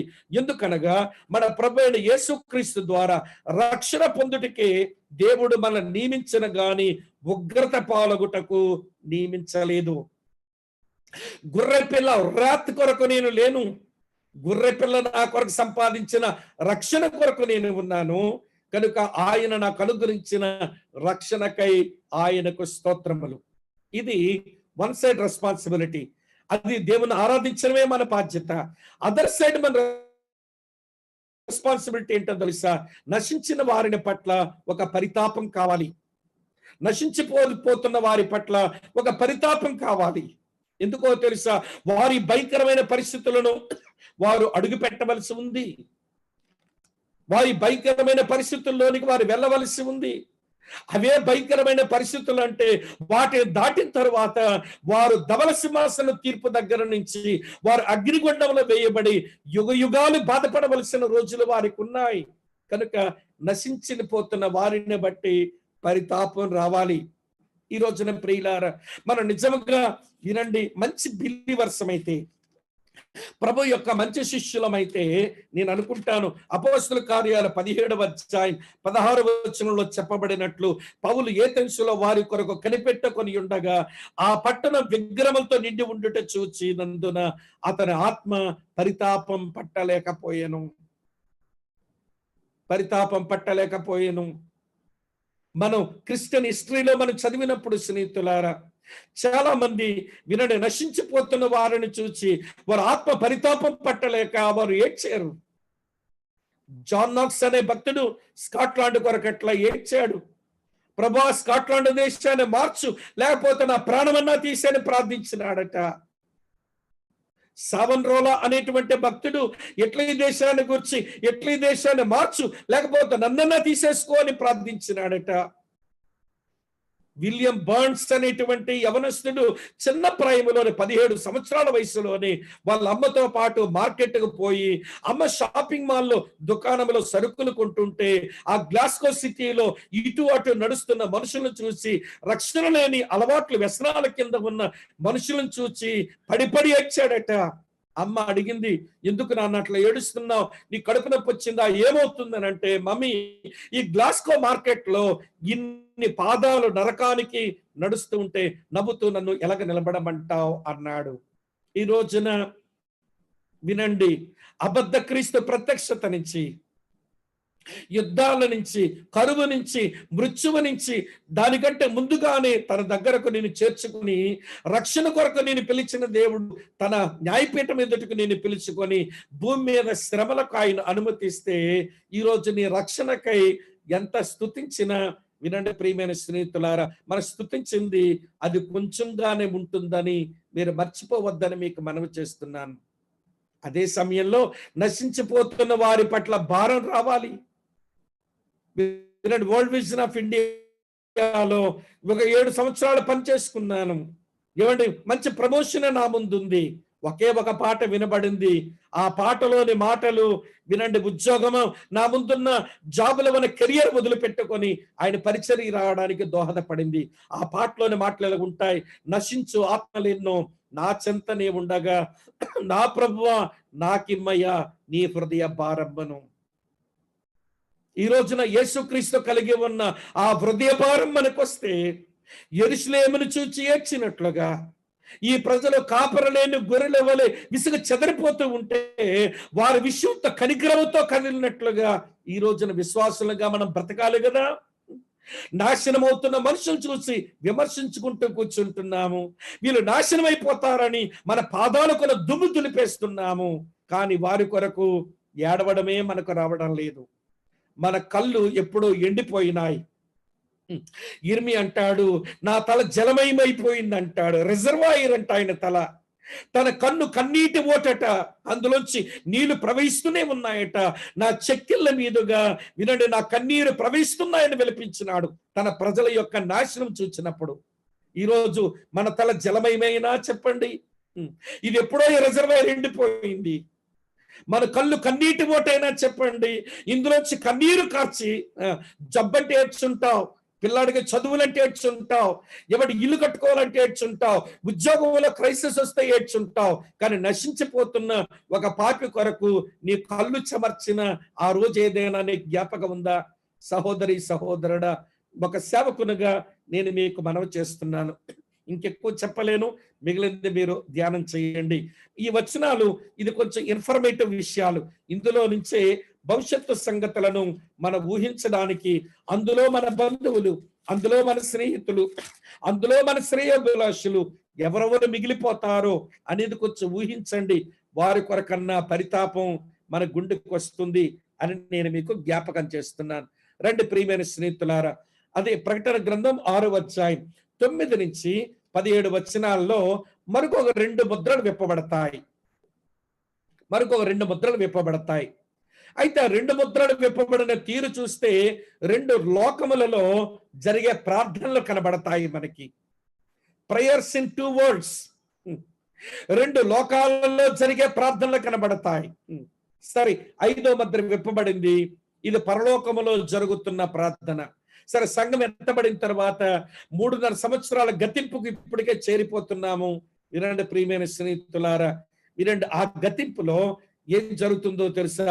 పరిశుద్ధుల ప్రార్థన జరుగుతుంది, పాపుల ప్రార్థన కూడా జరుగుతుంది. పరిశుద్ధుల ప్రార్థన పరమందు, పాపుల ప్రార్థన వినండి భువి అందు. పరిశుద్ధుల ప్రార్థన పరలోకమందు, పాపుల ప్రార్థన భూలోకమందు. రండి, 5వ ముద్ర విప్పబడినప్పుడు ఏం జరిగిందో మనం చదువుదాం. చూడండి స్నేహితులారా, ఐదో ముద్ర విప్పబడినప్పుడు జరిగిన సంఘటన 9-11 వచనాలు. ఆయన ఐదో ముద్ర విప్పినప్పుడు గమనిస్తున్నారు కదూ, దేవుని వాక్యము నిమిత్తమును తాము ఇచ్చిన సాక్ష్యము నిమిత్తమును వధించబడిన వారి ఆత్మలను బలిపీఠము క్రింద చూచితిని. వారు నాథా, సత్యస్వరూపి, పరిశుద్ధుడా, తీర్పు తీర్చకయు మా రక్తము నిమిత్తమును భూనివాసులకు ప్రతిదండన చేయకయు ఉందువని, ఎంతకాలం ఉందువని బిగ్గరగా కేకలు వేసిరి. తెల్లని వస్త్రము వారిలో ప్రతి వానికి ఇయ్యబడెను. మరియు వారి వలనే చంపబడబో వారి సహదాసుల యొక్క సహోదరుల యొక్కయు లెక్క పూర్తిగా వరకు ఇంకా కొంచెం కాలము విశ్రమించమల్లని వారితో చెప్పబడెను. స్నేహితులారా వినండి, ఇందులో మొట్టమొదటి మాట, ఐదో ముద్ర విప్పబడినప్పుడు సమాధానములో, సమాధాన స్థితిలో శ్రమల కాల పరిశుద్ధులు ప్రార్థిస్తున్నారు. సరే, వీళ్ళు కూర్చిన కొంత వివరణ మనం తెలుసుకోవాల్సిన అవసరత ఉంది. ఎవరంట వీళ్ళు? చూడండి స్నేహితులారా, దేవుని వాక్యము నిమిత్తమును తామిచ్చిన సాక్ష్యము నిమిత్తమును వధించబడిన వారి ఆత్మలు. వీళ్ళు ఎవరు అంటే, దేవుని యొక్క వాక్యము నిమిత్తము తామిచ్చిన సాక్ష్యము నిమిత్తము అత్సాక్షులైన వారు, అనగా దేవుని కొరకు అత్సాక్షులయ్యేటంతగా సమర్పించుకున్నవారు. ఇది మీ మనసులో ఉండనివ్వండి. తర్వాత సంగతి ఏంటనంటే, వారు ఒక అభ్యర్థన చేస్తున్నారు. ఏమిటి వారు చేసిన అభ్యర్థన? వాళ్ళ సమర్పణ యోహాను సమర్పణతో కలిపి చూడండి. ప్రకటన 1:9 ఏమి రాసిందో, మీ సహోదరుడును యేసును బట్టి కలుగు శ్రమలోను రాజ్యములోను సహనములోని పాలివాడనైన యోహానును నేను అన్నాడు. యేసు వాక్యము నిమిత్తము, యేసును గూర్చిన సాక్ష్యము నిమిత్తమును శ్రమ పడేటువంటి వారట, వారు అత్సాక్షులైనారు, వారు మరణించినారు భూమి మీద, వారి ఆత్మలు ఒక దగ్గర కనబడుతున్నాయి. సరే, తర్వాత చెప్తాను ఎక్కడో దాని సంగతి. అది వారి సమర్పణ.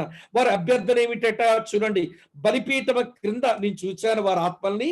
10వ వచనంలో, నాదా, సత్యస్వరూపి, పరిశుద్ధుడా, ఎందాక తీర్పు తీర్చకయు మా రక్తము నిమిత్తము భూనివాసులకు ప్రతిదండన చేయక ఉందువని బిగ్గరగా కేకలు వేసిరి.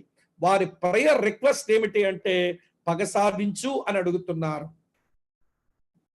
ఇది చర్చ్ బిలీవర్స్ ప్రేయర్ కాదు.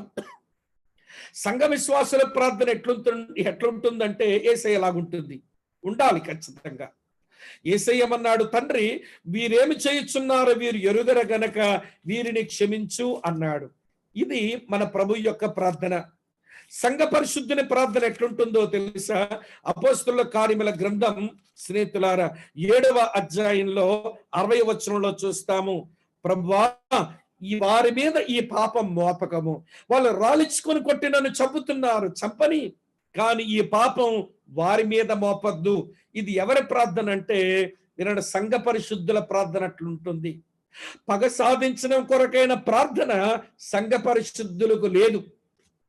అది పాత నిబంధన పరిశుద్ధుల ప్రార్థన చేస్తారట్లా. మీరు కీర్తన గ్రంథం చదివితే పగ సాధించే ప్రార్థనలు కనబడతాయి. సంఘ పరిశుద్ధులకు ఆ ప్రార్థన ప్రభు అనుమతించలేదు.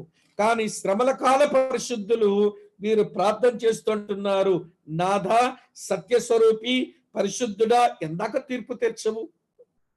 మా రక్తము నిమిత్త భూనివాసులకు నువ్వెప్పుడు ప్రతిదండన చేస్తావని వారు అభ్యర్థన చేస్తున్నారు. వీరి సంబోధన కూడా సంఘ పరిశుద్ధుల్లాగా లేదు. సంఘ పరిశుద్ధుల అభ్యర్థన ఎలా ఉంటుందో తెలుసా? తండ్రి అని మనం ఆరంభిస్తాం మన ప్రార్థనలో. మన అభ్యర్థన తండ్రి అని మొదలు పెడతాం. యూదుల అభ్యర్థన నాదా అని మొదలు పెడతారు. అందుకని మొదటి శతాబ్దంలో సంఘం స్థాపించబడినప్పుడు వారు ప్రార్థన చేస్తున్నప్పుడు, స్నేహితులారా వినండి, వారు ప్రార్థన చేస్తున్నప్పుడు అలాగే ప్రార్థన చేశారు. వారు జూయిష్ బ్యాక్గ్రౌండ్ చెందిన వారు కనుక ఇలా ప్రార్థన చేశారు. అపోస్తలుల కార్యాలు 4:24 వచనం, వారు విని ఏక మనసుతో దేవునికి ఇట్లు బిగ్గరగా మొర్రపెట్టిరి, నాదా అన్నారు. నాదా అనే ప్రార్థన అది యూదుల ప్రార్థనే కనుక వినండి. ఈ సంఘ పరిశుద్ధులు తండ్రి అని ప్రార్థన చేస్తాము. పాత నిబంధన పరిశుద్ధులు, శ్రమల కాల పరిశుద్ధులు నాదా అని అభ్యర్థిస్తూ పగ సాధించమని వారు ప్రార్థన చేస్తున్నారు. ఇది వారి ప్రార్థన. అయితే వినండి ప్రియమైన స్నేహితులారా, వారికి ఒక సంతృప్తికరమైన పరిస్థితి వచ్చింది అక్కడ. ఏమిటి వాళ్ళ సంతృప్తికరమైన పరిస్థితి అంటే, వారి ఆత్మలు దేవుని బలిపీఠము కింద నేను చూచాను. దేవుని బలిపీఠము దగ్గర వినండి ప్రియుల, ఎప్పుడూ భద్రత ఉంటుంది. దేవుని బలిపీఠము దగ్గర ఎప్పుడూ భద్రత ఉంటుంది.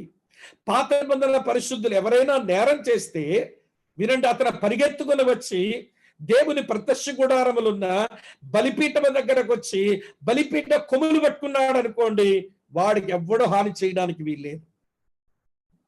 రాజుల మొదటి గ్రంథంలో అదోనియా చేసిన పని అదే. తనకి ప్రాణాపాయం ఉందని ఎరిగి పరిగెత్తుకుని వచ్చి దేవుని బలిపీఠం దగ్గర వచ్చిన కొమ్ములు పట్టుకున్నాడు. ఇక అతని ప్రమాదం లేదు.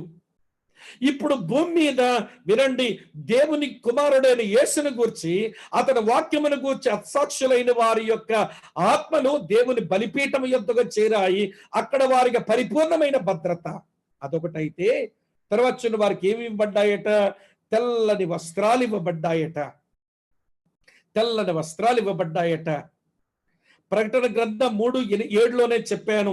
ఆ తెల్లని వస్త్రాలు ఒకటి నీతికిని మరి ఒకటి రక్షణకును సాదృశ్యమని. రక్షణ, నీతి, పరిశుద్ధత, ఈ మూడు కలిగినటువంటి అనుభవాలు తెల్లని వస్త్రాల్లో మనం చూస్తాం. అటు పాత నిబంధనలో కానివ్వండి, ఇటు ప్రకటన గ్రంథంలో కానివ్వండి, తెల్లని వస్త్రాలు అనే ప్రస్తావన వచ్చినప్పుడు పరిశుద్ధత వినండి, నీతి, రక్షణ అది అనుగ్రహించబడ్డాయని అర్థం. గమనిస్తున్నారా? వారి ఆత్మలేమో బలిపీఠం దగ్గర ఉన్నాయి, వారు వేసుకున్నవేమో తెల్లని వస్త్రాలు. బలిపీఠం దగ్గర భద్రత, తెల్లని వస్త్రాలను బట్టి రక్షణ, నీతి, పరిశుద్ధత, 4 సంగతులు వచ్చినాయి. 5వ సంగతి చెప్తాను చూడండి ప్రియులారా. ఏమైనా రాసిందో తెలుసా? తెల్లని వస్త్రములు వారికి ఇయ్యబడెను, మరియు వారి వలనే గమనించండి, చంపబడబో వారి సహదాసుల యొక్క సహోదరుల లెక్క పూర్తి అగు వరకు ఇంకా కొంచెం కాలము విశ్రమించవలనని వారికి చెప్పబడెను. కనుక మీలాగే హతసాక్షులు కావలసిన సహదాసులు ఉన్నారు, సహసహోదరులు ఉన్నారు. వారి లెక్క పూర్తయ్యే వరకు మీరు విశ్రాంతిని పొందండి అని ఆ స్వరము చెప్పగా యోహాను విన్నాడు. విశ్రాంతి 5వ అనుభవం. ఈ 5 మాటలు గమనించండి. భద్రత, రక్షణ, పరిశుద్ధత, నీతి, విశ్రాంతి. ఈ 5 కలిగిన వ్యక్తికి సంతృప్తి. భద్రత, రక్షణ, నీతి, పరిశుద్ధత, విశ్రాంతి, ఈ 5 కలిగిన వ్యక్తికి సంతృప్తి. ప్రభువైన యేసుక్రీస్తు వారు వినండి, సంఘాన్ని తీసుకుని వెళ్ళిపోయారు. సంఘానికి కూడా ఆయన ఇచ్చిన పిలిపేంటో తెలుసా? వినండి, తనలో భద్రత కొరకే పిలుస్తున్నాడు, తనలో రక్షణ కొరకే పిలుస్తున్నాడు, తనలో వారు నీతిని పొందడానికే పిలుస్తున్నాడు, తనలో పరిశుద్ధతలో పాలిపంపులు పొందడానికే పిలిచాడు, తనలో విశ్రాంతిని పొందడానికే పిలిచాడు. వారికి కూడా అదే దొరుకుతుంది. మనకు ఇప్పటికే అది దొరికింది. ఆ దొరకడం, అది ఇవ్వడం కొరకే ఆ శిలువ మీద తన శరీరములో గాయాలు పొంది ఆయన లోపలికి వెళ్ళి సంతృప్తిని పొందే దాని కొరకు ఆయన పొందిన ప్రతి గాయం మన కొరకు ఒక ద్వారంగా చేసి పెట్టాడు. ఇలా జ్ఞాపకం చేస్తాను. చేపకి ఎక్కడుంటుంది సంతృప్తి అంటే, అది ఉప్పు నీటిలోంచి తీయబడింది, ఉప్పు నీటిలో వేసేస్తేనే దానికి సంతృప్తి. పక్షికి ఎక్కడ సంతృప్తి ఉంటుందంటే, అది ఆకాశములో ఎగురుతూ దాన్ని తీసుకొచ్చాము, దాన్ని తిరిగి ఆకాశములో వదిలేస్తేనే దానికి సంతృప్తి. ఓ మనుషులారా, మీకెక్కడుంది సంతృప్తి అంటే, మీరు ఏ దేవుల్లోంచి వచ్చారో ఆ దేవుని లోపలికి వస్తే అప్పుడే మనుషులకు సంతృప్తి. చేప నీటిలోకి పోవాలి, పక్షి ఆకాశంలోకి పోవాలి, మనుషులు దేవునిలోనికి రావాలి. ఆ దేవునిలోనికి రావడం కొరకే యేసు ప్రభు అరికాల మొదలకు నడినెత్తే వరకు గాయములు పొంది, ఆయన పొందిన ప్రతి గాయము మనము దేవునిలోనికి రావడానికి ఒక ద్వారముగా చేసి, ఆ దేవునిలోనికి వచ్చిన వ్యక్తులకు వినండి భద్రత, రక్షణ, నీతి, పరిశుద్ధత, విశ్రాంతి అనుగ్రహించి మనల్ని సంతృప్తి గలవారిగా ఆయన చేశాడు. వినండి వినండి ప్రియులారా. కనుక శ్రమల కాల పరిశుద్ధులు, వారి సమర్పణ గొప్పది. వారు ఆ కాలంలో మృతి చెందిన వారు గనక వినండి, హేబేలు రక్తములాగనే వినండి శ్రీ, వారు కూడా వారి రక్తమును బట్టి పగ సాధించమని అభ్యర్థన చేస్తున్నారు.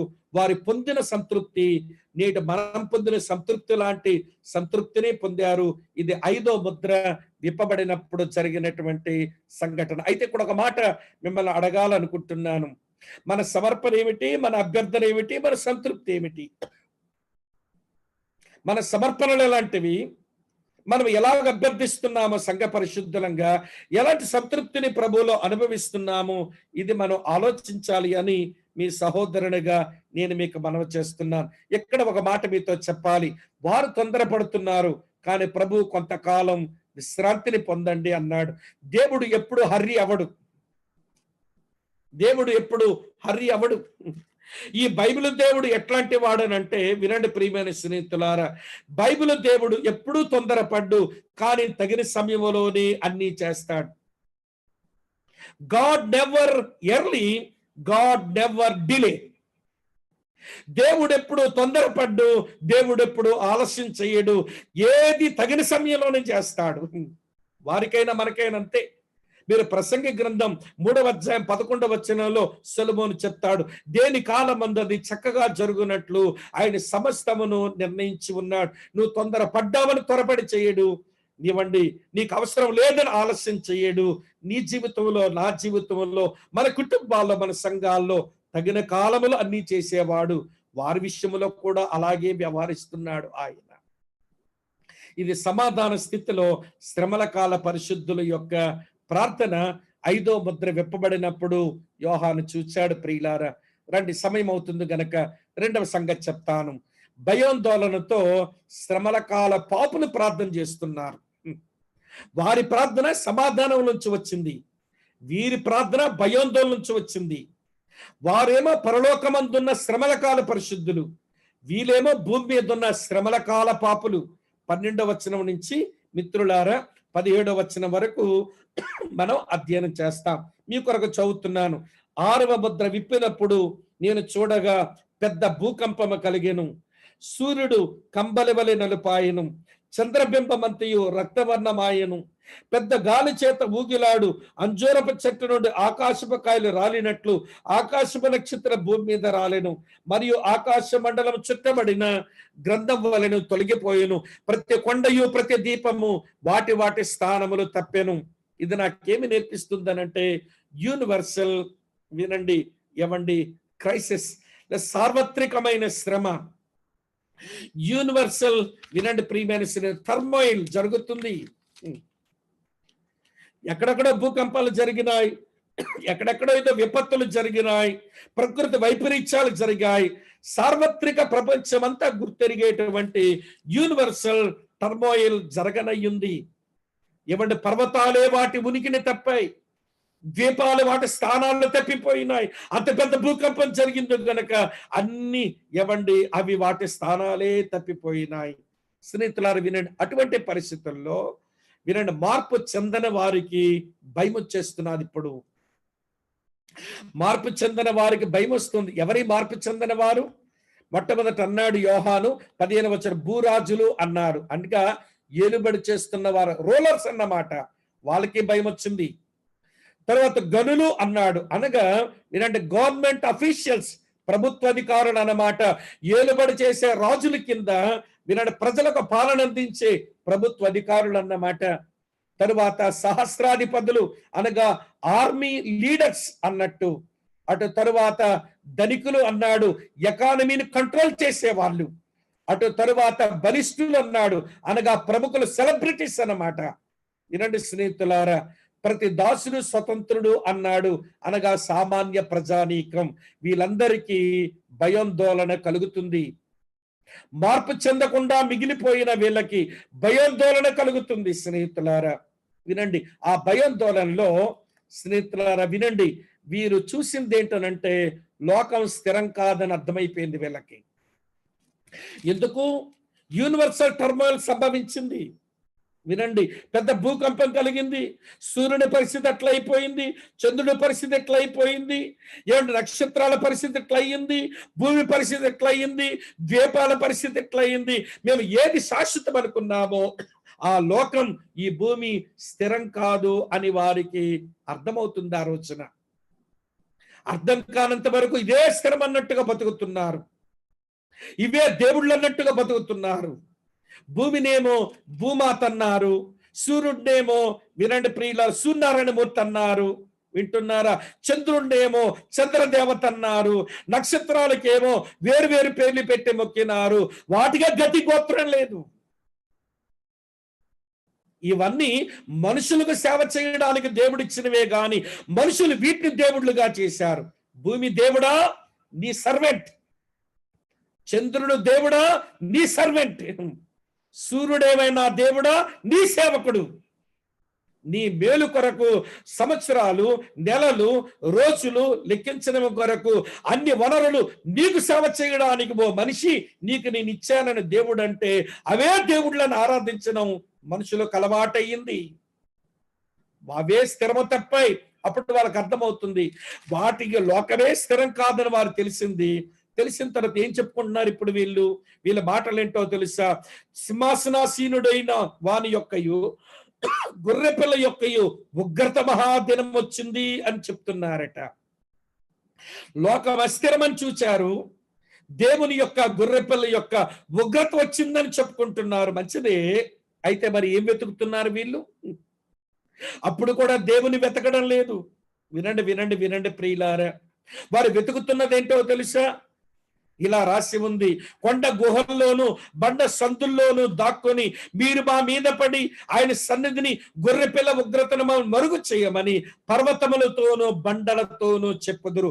ఏ పర్వతాలెక్కి వాటిని మొక్కారో, ఏ బండలెక్కి వాటిని మొక్కారో కాపాడండి అని వాటిని మొక్కుతున్నారట.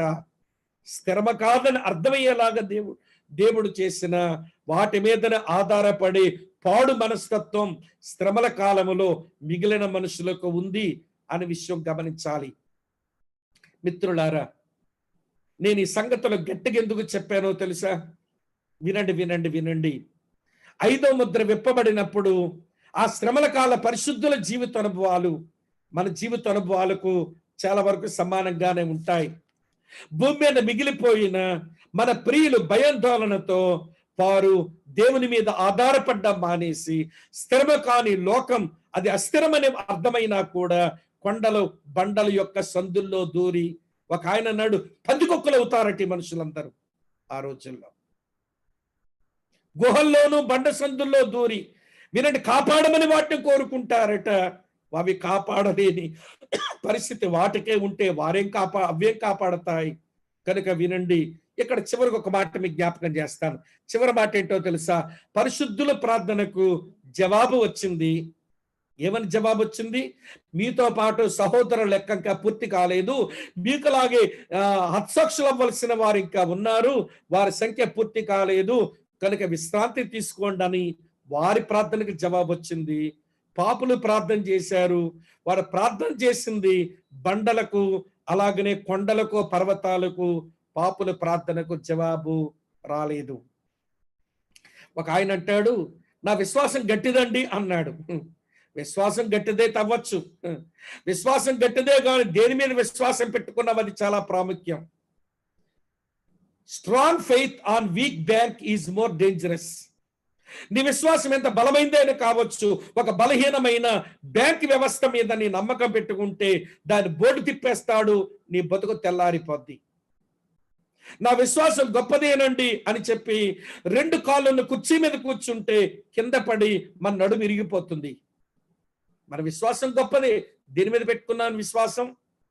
మమ్మల్ని కాపాడండి, దేవుని ఉగ్రదినం వచ్చింది, గొర్రెపిల్ల ఉగ్రదినం వచ్చింది అని మొరపెడుతున్నారు. మంచి ప్రార్థనే, కానీ ఎవరికి ప్రార్థన చేస్తున్నారు అంటే వినండి, దేవునికి కాదట, పర్వతాలకు, కొండలకు ప్రార్థన చేశారు. అక్కడ నుంచి జవాబు రాలేదు. కనుక ఈ రోజున దేవుని పిల్లలంగా ఎవరికి ప్రార్థన చేస్తున్నాము, జవాబులు ఎవరి దగ్గర నుంచి మనం ఎదురు చూస్తున్నాం అనేది చాలా ప్రాముఖ్యమైన పాఠం. ప్రియమైన స్నేహితులారా, 6 ముద్రలు విప్పబడ్డాయి. ఒక్కొక్క ముద్ర దగ్గర జరిగిన ఈవెంట్ ఏంటో నేను మీకు జ్ఞాపకం చేశాను. ఇక 7వ ముద్ర విప్పబడాలి, కానీ మధ్యలో కొంత విరామ సమయం వచ్చింది. అదే 7వ అధ్యాయం. 7వ అధ్యాయాన్ని మళ్ళీ 2 భాగాలుగా మనం అధ్యయనం చేయవలసిన అవసరత ఉంది స్నేహితులారా. ఇక 7వ ముద్ర దగ్గర రాలేదు. 8వ అధ్యాయంలో మనం 7వ ముద్రను గురించి ఆలోచిస్తాము. కానీ ఈ మధ్యలో కొంత పాజ్ తీసుకున్నాడు. కొంత విరామ సమయం వచ్చింది. సరే, దాని గురించి మనం ఆలోచిద్దాం. ఇప్పుడు వినండి. శ్రమల కాలంలో దేవుని పని 7వ అధ్యాయంలో రాయబడింది. ట్రిబులేషన్ పీరియడ్ లో జరుగుతున్న దేవుని పని ఇక్కడ రాయబడింది. జాగ్రత్తగా వినండి. మొదటి వచనంలో విరామాన్ని గురించి మనం చదువుతాం.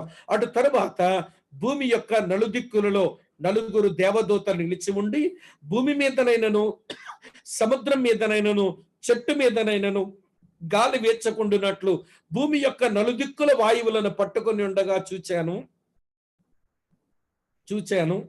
మరియు సజీవుడగు దేవుని ముద్ర గల వేరొక దూత సూర్యోదయ దిశ నుండి పైకి వచ్చుట చూచితిని. భూమికి సముద్రానికి హాని కలుగు చేయుటకై అధికారం పొందిన నలుగురు దేవదూతలతో ఈ దూత అంటున్నాడు, మేము మా దేవుని దాసుల వారి నొసల యందు ముద్రించే వరకు భూమికైనను సముద్రమునకైనను చెట్లకైనను హాని చేయవద్దని బిగ్గరగా చెప్పాను. 1-3 వచనాల్లో స్నేహితులారా మనం ఆ విరామాన్ని గురించి మనం అధ్యయనం చేస్తాం. రండి, విరామానికి కారణం ఏంటి అని అంటే, మొదటి కారణం వినండి జాగ్రత్తగా. 7 ఏండ్ల కాల శ్రమల కాలంలో కూడా దేవుడు చేసే పనిని గురించి వినండి. ఆనాటి ప్రజలు కూడా అర్థం చేసుకోవాలి. నేను నిన్ననే మీకు జ్ఞాపకం చేశాను. నిన్ననే ఏం చెప్పానంటే, దేవుని యొక్క సింహాసనం మీద నుంచి దేవుడు సింహాసనం మీద కూర్చుండగా మరకతమును పోలేటువంటి వర్షధనస్సు ఆవరించి ఉంది. దాని అర్థం దేవుడు కోపించుచుని తన వాత్సల్యాన్ని జ్ఞాపకం తెచ్చుకుంటాడు అని. కనుక విరామాన్ని ఎందుకు ఇచ్చాడు అంటే, ఇలాగ చదువుతున్న దేవుని ప్రజలకు వారు ఆందోళన పడే అవకాశం ఉంది.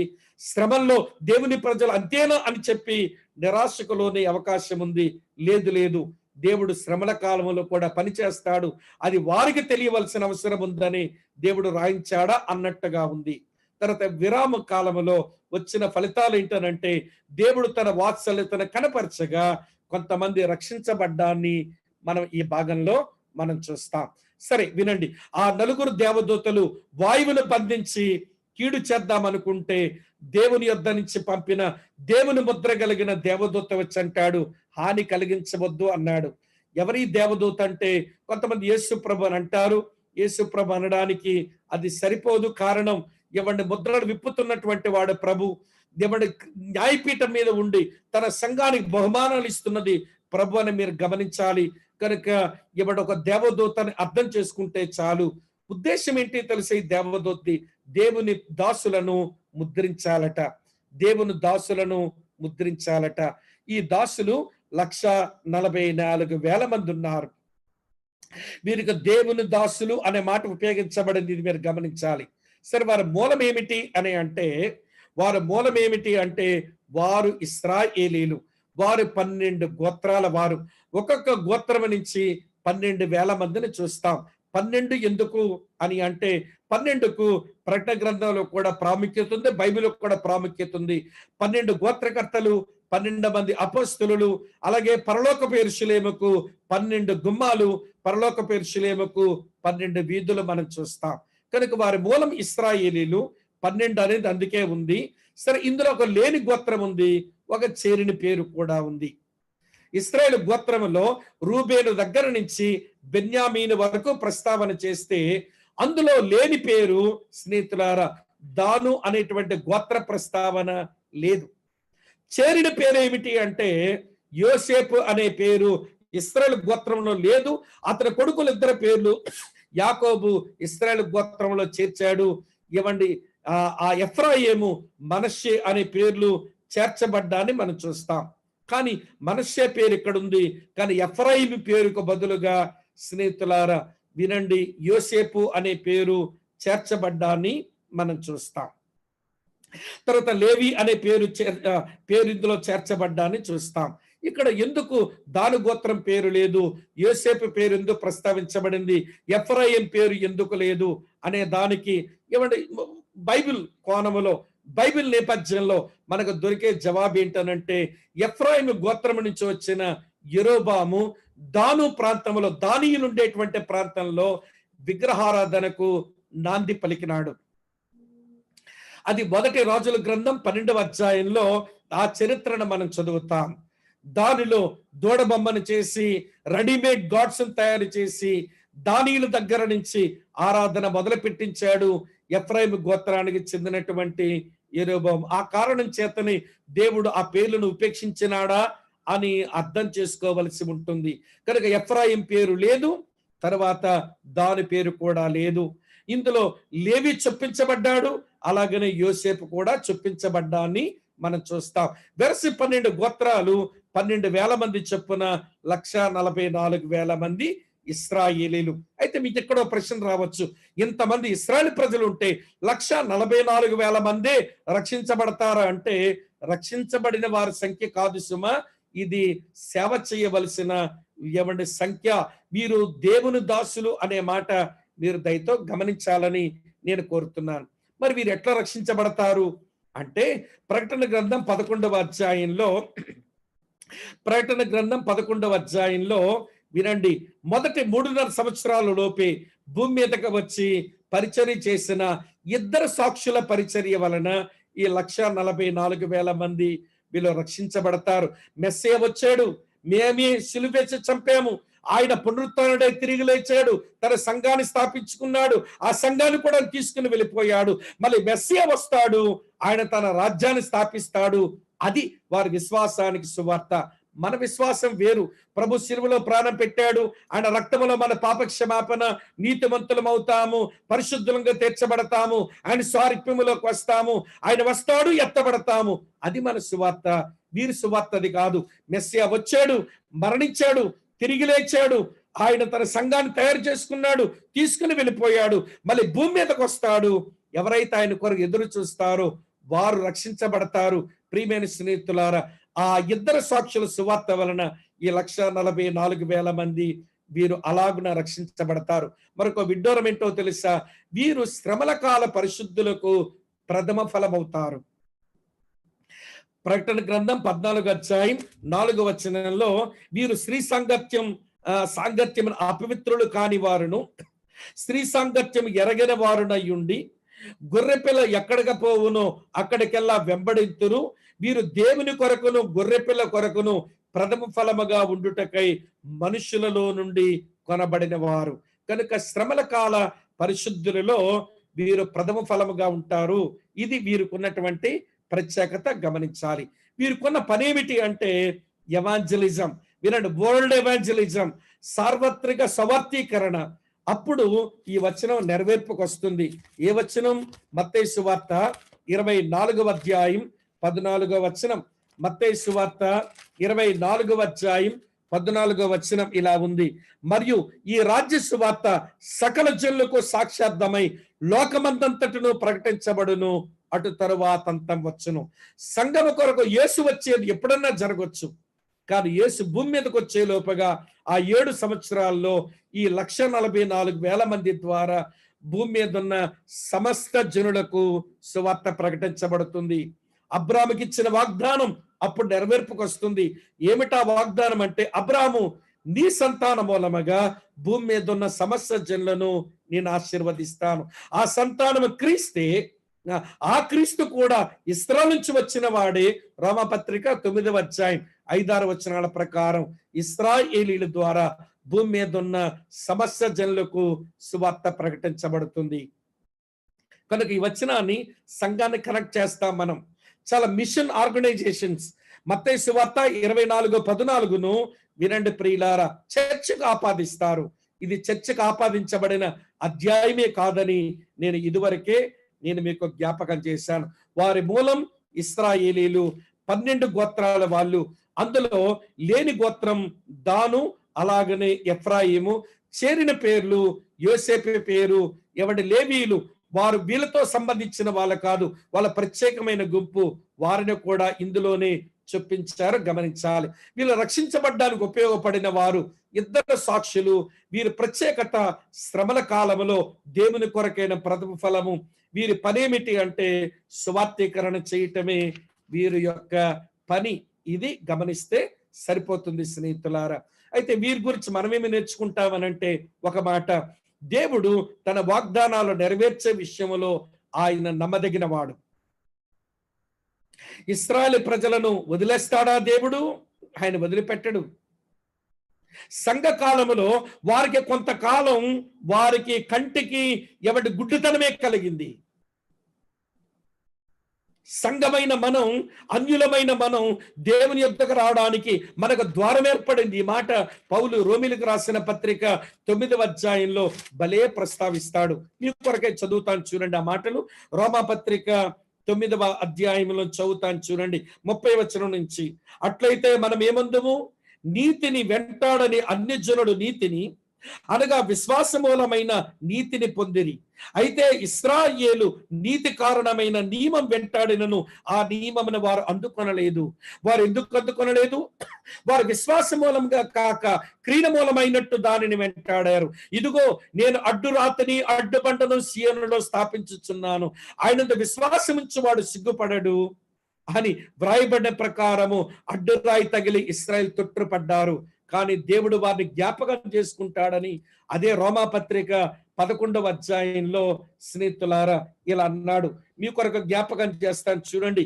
రోమీయులకు రాసిన పత్రిక నేను చదువుతున్నాను 11వ అధ్యాయం 25వ వచనం. సహోదరులారా, మీ దృష్టికి మీరే బుద్ధిమంతులమని అనుకునకుండునట్లు ఈ మర్మం మీరు తెలుసుకొని కోరుచున్నాను. అదేమనగా అన్యజనుల ప్రవేశము సంపూర్ణమగు వరకు ఇశ్రాయేలునకు కఠిన మనస్సు కొంత మట్టుకు కలిగెను. కొంత మట్టుకు వారు కఠిన మనస్సుతో గుడ్డితనముతో ఉన్నారు. మన రక్షణ కొరకు వారు గుడ్డితనముతో ఉన్నారు, కఠినమైనారు. కానీ వారిని ప్రభు జ్ఞాపకం చేసుకుంటాడు. 144,000 మంది సేవకులు కాగా ఒక విషయం తెలుసా? ఒక నిష్ట కలిగిన యూదుడు పౌలు లాంటి వాడు ఒక్కడు ఇన్ని ఖండాలు తిరిగితే 144,000 మంది శ్రమల మధ్యలో ప్రభువుని హత్తుకొని వారు సేవ చేస్తే ఎట్లుంటుందో ఊహించండి. సమస్త జనులకు సవార్థీకరణ జరుగుతుంది. వారి ద్వారా దేవుడు సమస్త జనాల్ని ఆశీర్వదిస్తాను అనే మాట అది నెరవేర్పుకు వస్తుంది అనే విషయాన్ని మనం అర్థం చేసుకొని దేవుని నమ్మకత్వానికి, దేవుని కార్యాలకు మనం స్తుతులు చెల్లించాలి. అందుకే మలాకి 3:6లో ఇట్లా అన్నాడు ప్రభు. ఏమన్నాడో తెలుసా? యెహోవానైన నేను మార్పు లేని వాడు గనక ఇశ్రాయేలీలైన మీరు ఇంకా లయము కాలేదు. ఇశ్రాయేలీలను ఎవరు లయం చెయ్యాలనుకున్నా వారు ముగించబడ్డారేమో గాని వారి ఉనికి ఇంకా భూమి మీద ఉంది. వారు ఇశ్రాయేలు దేశం చేరుకుంటారు, యెరూషలేమును ముఖ్య పట్టణంగా చేసుకుంటారు, వారి మందిరాన్ని కడతారు, అబద్ధ క్రీస్తు మోసగించబడతారు. కానీ ఇందులో కొంతమంది రక్షించబడతారు. వారు దేవుని కొరకు ప్రపంచమంతా సవార్థీకరణ చేస్తారనే విషయాన్ని మీరు గమనిస్తే చాలని మీకు నేను మనవి చేస్తున్నాను. కనుక దేవుని స్తుతులు చెల్లిద్దాం. ఆయన విశ్వాసనీయత గొప్పది, ఆయన నమ్మకత్వం కూడా గొప్పదని గమనిస్తే చాలు ప్రియులారా. రండి ముగింపుకు వచ్చేస్తున్నాను.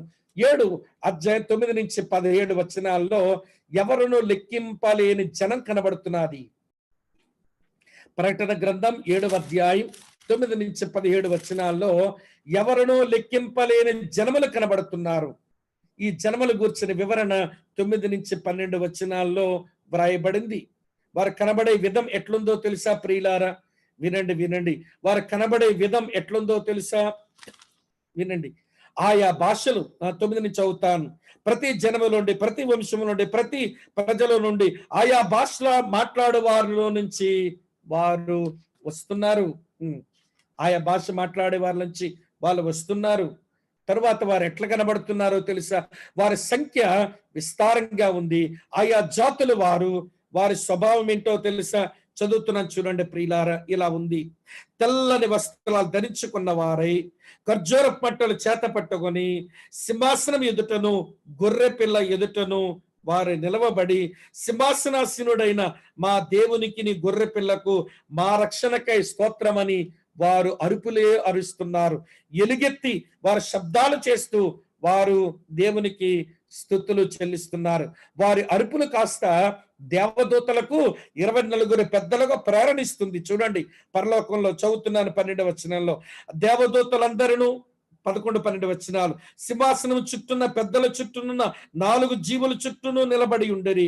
వారు సింహాసనం ఎదుట సాష్టాంగపడి ఆమేన్, యుగయుగముల వరకు మా దేవునికి స్తోత్రమును, మహిమ, జ్ఞానము, కృతజ్ఞత, ఘనత, శక్తియు, బలమును కలుగును గాకని చెప్పొచ్చు దేవునికి వారు నమస్కారం చేస్తున్నారు.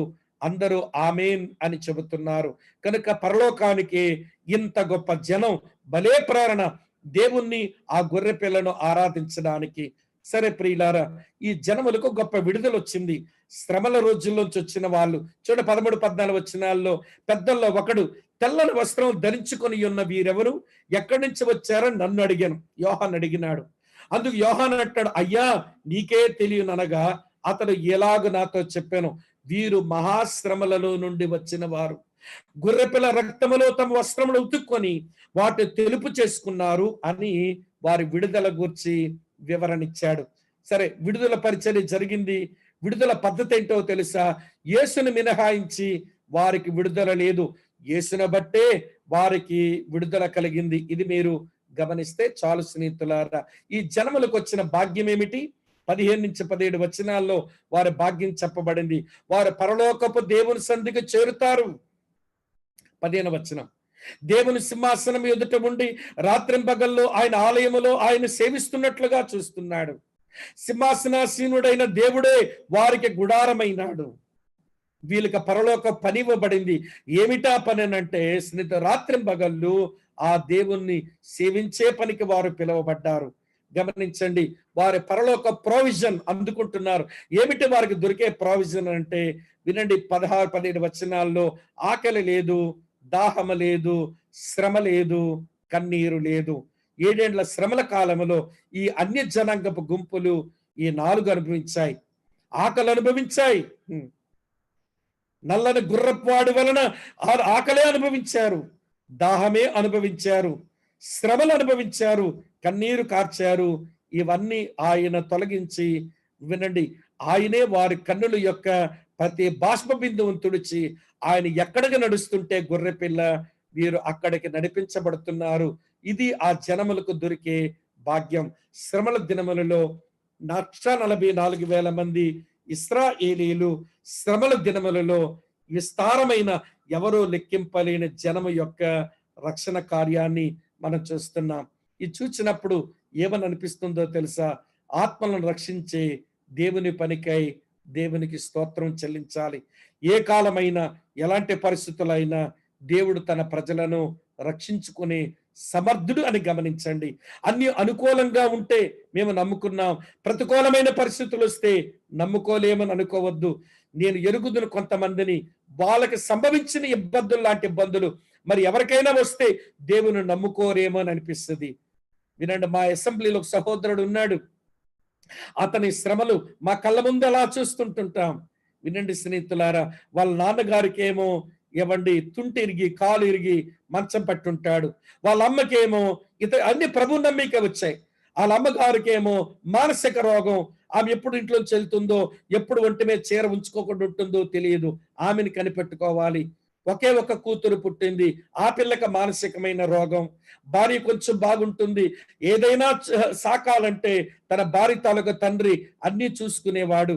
ప్రభు నమ్మిన తర్వాతే వాళ్ళ మామగారు, బావగారు, కూతురునిచ్చినటువంటి మామ అక్కను చేసుకున్నటువంటి బావగారు ఏదో పెళ్లికెళ్ళి వచ్చాడు. ఆ ఒక ఆంధ్ర బ్యాంక్ మేనేజర్ కారులో వచ్చి నిద్రపోయి అతను కొట్టేస్తే అతను రోడ్డు పక్కన పోయి చచ్చిపోయాడు. దిక్కుతోచన పరిస్థితి. ప్రభువులో ఉంటాడా ఉండడానంటే ఒక విడ్డూరం చెప్పన, మిగిలిన వాళ్ళు ప్రభువులు ఆనందించే దానికంటే ఆ సహోదరుడు ప్రభువును ఆనందించడమే ఎక్కువగా నాకు కనబడింది. నేను మాట ఎందుకు చెప్పాల్సి వచ్చిందో తెలుసా? అన్ని బాగుంటే ప్రభువుని సేవిస్తున్నాం, ప్రతికూలమైన పరిస్థితులు వచ్చినప్పుడు సేవించడం గొప్ప పని. మామూలుగా పరిస్థితులు ఉన్నప్పుడు మాత్రమే కాదు దేవుడు మనుషులను రక్షించేది, క్లిష్టమైన సమయాల్లో కూడా దేవుడు మనుషులను రక్షించుకోగలిగిన సామర్థ్యం కలిగిన వాడు. అందుకే ఆత్మలో రక్షించే ఆ దేవుని పనికై దేవునికే స్తోత్రము మనము చెల్లించాలి. కనుక ఈ రాత్రి వేళ వినడు శ్రమల ఆరంభాన్ని చూసాము. 4 ముద్రలు, 5వ ముద్రలో పరిశుద్ధుల ప్రార్థన, 6వ ముద్రలో పాపుల ప్రార్థన, 7వ అధ్యాయంలో 1,44,000 మంది ఇశ్రాయేలు రక్షణ, వారి పరిచర్య ద్వారా భూమి మీద ఉన్న సమస్త జనుల యొక్క రక్షణ మనం చూస్తున్నాము. ఈ పరిస్థితుల్లో కూడా దేవుడు తన ప్రజలను విడిచిపెట్టలేదు, అన్ని జనాంగాన్ని కూడా విడిచిపెట్టలేదు. ఆయన మనుషులను ప్రేమించే ప్రేమగల దేవుడు. ఆయన కోపిస్తూనే ఆయన వాత్సల్యాన్ని జ్ఞాపకానికి తెచ్చుకునేవాడు. హబక్కూకు 3:2 వచనం ఎంత సత్యమో ఇది మనం అర్థం చేసుకోవాలి. అప్పుడప్పుడు మనం ఇలా కూడా ప్రార్థన చేసుకోవడం మంచిది. దేవా, నీకెక్కడైనా నేను ఆయాసంగా ఉంటే నా మీద కోప్పడు, నన్ను దండించు, నన్ను శిక్షించు, కానీ వాత్సల్యంతో నన్ను జ్ఞాపకం చేసుకో. నేను అప్పుడప్పుడు మా మందిరంలో పరిస్థితులన్నీ బాగున్నప్పుడు, వినండి ప్రియులారా, మా వాళ్ళు కొంచెం చెలరేగిపోతూ ఉంటారు, లోకానికి తావిస్తుంటారు. అప్పుడు ఇలా ప్రార్థన మొదలెడుతుంటారు. ఓ దేవా, దహించగ్నిగా మా మధ్య తిరుగు. ప్రేమగల దేవుడుగా తిరిగావు, సంఘాలు విస్తరింపచేశావు, సేవను పెంచావు, సేవకులను ఇచ్చావు, బిల్డింగులు ఇచ్చావు, పనులు ఇచ్చావు, నీకు వందనాలు. కానీ మా వాళ్ళు కొంచెం నామకార్థులుగా తయారయ్యే రోజులు వస్తున్నట్టున్నాయి. దహించగ్నిగా తిరుగు నాయన మా మధ్య. దండించు, కోప్పడు, గద్దించు, శిక్షించు, కానీ వాత్సల్యంతో మమ్మల్ని మళ్ళీ జ్ఞాపకం చేసుకో. మేము రెస్టోర్ అవ్వాలి, మేము పునరుద్ధరించబడాలి. ప్రియులారా, ఒక్క మాట చెప్పి నేను ముగిస్తాను. దేవుని పిల్లలమైన మన జీవితంలో మనము దేవునితో ఎప్పుడు సరిగా ఉండేలాగా మనం పునరుద్ధరించబడుతుండాలి. మనం పునరుద్ధరించబడాలంటే అంతకుముందు సంస్కరించుకోవాలి. మనం సంస్కరించబడాలంటే దానికి ముందు ఉజ్జీవింపబడాలి. ఉజ్జీవము లేకుండా సంస్కరణ రాదు, సంస్కరణ లేకుండా పునరుద్ధరణ రాదు. రెస్టోరేషన్ కావాలంటే రెఫర్మేషన్ కావాలి, రెఫర్మేషన్ కావాలంటే రివైవల్ కావాలి. నేనెప్పుడు ఉజ్జీవ స్థితిలో ఉండాలి అని అనుకోండి, దాని కొరకు ప్రార్థించుకోండి, సంస్కరించుకుందాం. ఏది మంచిది కాదో తీసేసుకుందాం, ఏది యోగ్యమైందో చేపడదాం, పునరుద్ధరించబడదాం. దేవుడు తన వాగ్దానాలను బట్టి తన ప్రజలను ఉజ్జీవపరిచి సంస్కరించి పునరుద్ధరించేవాడు. అట్టి దేవుని ప్రజలమైనందుకు దేవునికి వందనాలు చెల్లించాలి. ఈ మాట జ్ఞాపకం వస్తుందా? యెహోవా దేవుడుగా గల జనులు ధన్యులు. నీవు ధన్యుడు, నేను ధన్యుణ్ణి. వందనాలు చెల్లిద్దాం. రేపు 7వ ముద్ర నుంచి మన అధ్యయనాన్ని ఆరంభిస్తాం. ప్రార్థన చేసి ముగిస్తాను. ప్రేమ కలిగిన మా ప్రియమైన తండ్రి, భవిష్యత్తును వ్రాసి మా చేతిలో పెట్టావు.